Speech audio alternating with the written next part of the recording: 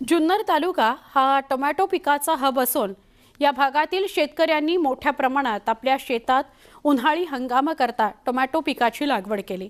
पण या भागात वादळी वारा आणि गारांसह पाऊस पडला। या अवकाळी पावसामुळे उभ्या टोमॅटो पिकाचं नुकसान झालं, त्यामुळे टोमॅटो पीक पाण्यात गेलेलं आहे।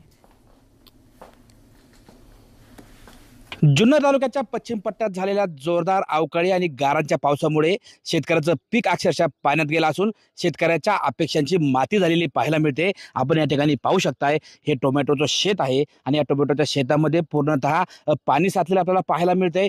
खरं तर हे टोमॅटोचं नवं शेत आहे। या टोमॅटोची अजून तोडणी झालेली नाही आणि टोमॅटोने लगडलेलं हे पूर्ण शेत मात्र या टोमॅटोच्या पिकाला काल गारपिटीच्या पावसाने झोडपून काढलंय। ही टोमॅटो ज्यात आपण या ठिकाणी पाहू शकताय, मोठ्या प्रमाणाने या पिकाला टोमॅटो लगडलेत।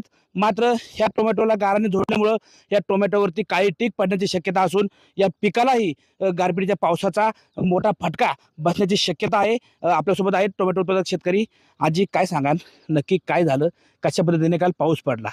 अहो, या काय की पाऊस आला म्हणजे अगदीच पाऊस आला म्हणजे आम्हाला काही वाटलं नाही का आज पाऊस येईन म्हणून साठी, आणि आम्ही आपलं असंच राहिलो, काय झाक नाही पाक नाही काय नाही।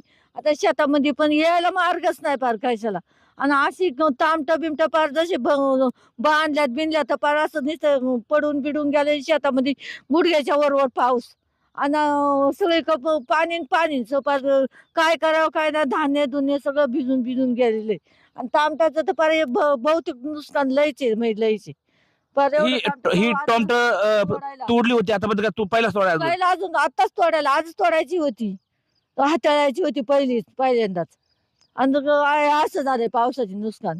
आता हा जो पाऊस झालाय त्यामुळे या टोमॅटोला काय परिणाम होईल, टोमॅटोच्या बागाचं कशा पद्धतीने याचं पुढे भविष्य राहील? काय भविष्य असं वाटतच नाही भविष्य राहील आता।